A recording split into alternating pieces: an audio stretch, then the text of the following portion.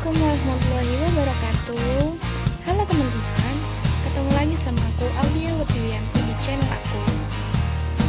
Oke, sebelum kalian tonton channel aku dan video aku selanjutnya, kalian jangan lupa subscribe, like, and comment. Oke, subscribe itu gratis teman-teman.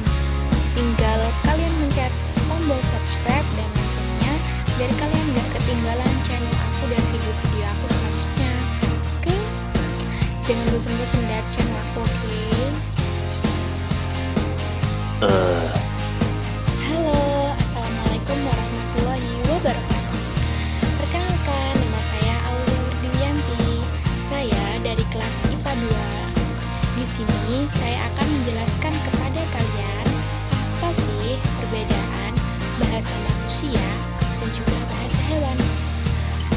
Kita kan pasti sudah mengerti bahwasanya manusia itu memiliki akal atau pikiran, sedangkan hewan tidak. Dari situ kita mengetahui bahwa bahasa manusia dan bahasa hewan berbeda. Jika manusia merasakan sakit ataupun lapar, mereka akan mengeluh kepada manusia lain, akan mengatakan, aku lapar, aku ingin makan. Sedangkan hewan hanya bisa berbicara dengan bahasa mereka sendiri. Seperti kucing, mereka akan bersuara meow, meow, meow. Ayam akan bersuara petok, petok, petok. Sapi, mereka akan berbicara mo, mo. Nah, itu adalah bahasa hewan. Dan juga kita tahu dari perbandingan tersebut bahasa manusia dan hewan itu berbeda. Jadi dari situ bisa kita simpulkan bahwasanya bahasa manusia itu bisa dimengerti, tetapi bahasa hewan tidak. Dari bahasa manusia dan bahasa hewan itu kita bisa menarik kesimpulan bahwa di dalamnya mengandung dua bahasa, yaitu bahasa verbal dan bahasa non-verbal. Kita akan kupas dan saya akan menjelaskan tentang kedua bahasa ini secara singkat. A few moments later. Halo, di sini aku akan ngejelasin ke kalian apa sih perbedaan antara bahasa verbal dan bahasa non-verbal. Bahasa verbal adalah bahasa yang dilisankan atau dapat juga ditulis. Bahasa verbal juga dapat diucapkan lewat mulut. Bahasa verbal juga dapat diartikan bentuk komunikasi secara lisan atau tertulis. Nah, contohnya kita bisa lihat pada pengucapan kata kita ketika melakukan sesuatu kepada teman kita. Seperti saya mengucapkan kata roti. Teman kita bisa mendengarkan dan bisa memahami bahwa kita berucap roti, dan mereka juga bisa menulisnya. Artinya di sini bahasa verbal itu bisa dipahami lewat ucapan dan juga bisa ditulis. Nah, perbedaannya dengan bahasa nonverbal yaitu bahasa nonverbal adalah bahasa yang tidak dilisankan atau tidak ditulis.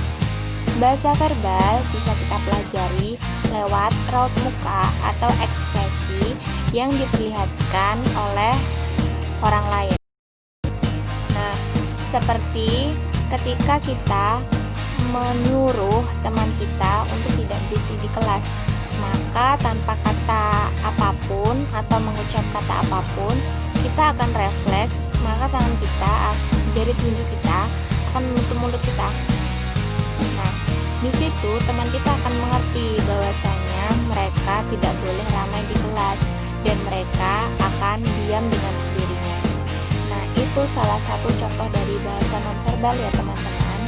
Bahasa nonverbal itu dapat ditunjukkan melalui gerakan tubuh tanpa mengucapkan kata apapun. Contoh yang lain, ketika kita marah pada orang lain, ketika seumpama di jalan kita diglayar motor gitu ya. Nah, kita kan refleks tangan kita itu mengepal dan memperlihatkannya kepada orang tersebut. Nah, otomatis kan orang lain itu akan berpikir, oh, orang itu marah karena dia merasa terganggu. Nah, seperti itu. Itu adalah contoh-contoh dari bahasa nonverbal. Nah, sekarang kita sudah mengerti kan? Meanwhile, Bahasa verbal dan nonverbal itu digunakan secara terpisah, tetapi bahasa yang lebih dalam yaitu bahasa nonverbal. Mengapa demikian? Karena bahasa nonverbal itu bahasa yang alamiah atau tidak bisa dibuat-buat. Jadi lebih bisa dipahami oleh orang yang seperti berkebutuhan khusus itu lebih ke nonverbal. Karena bahasa nonverbal itu meskipun kita tidak berucap, kita akan tahu bahwa apa sih maksud dari gerakan yang diberikan dari bahasa nonverbal itu. Maksudnya dari gerak-gerik tubuh yang kita perlihatkan kepada orang lain. Nah, agar bahasa verbal dan nonverbal itu bisa sejalan, kita harus mengimbangkan antara kata yang kita ucapkan dan tindakan yang kita lakukan. Nah, contoh nih, kita menggambarkan rumah yang besar. Nah, antara ucapan yang kita katakan itu harus sama dengan tindakan yang kita lakukan. Seperti aku memiliki rumah yang besar. Nah, gitu. Terus kalau misalnya aku punya pulpen tapi pulpennya kecil, kayak gitu. Nah, itu kan antara ucapan dan tindakan itu kan sama, seimbang. Jadi seperti itu ya teman-teman. Oke, sampai situ ya penjelasan aku. Untuk kalian semua jangan lupa ya subscribe, like, and comment. Oke, jangan bosan-bosan lihat channel aku ya. Oke, sampai jumpa kembali. Wassalamualaikum warahmatullahi wabarakatuh.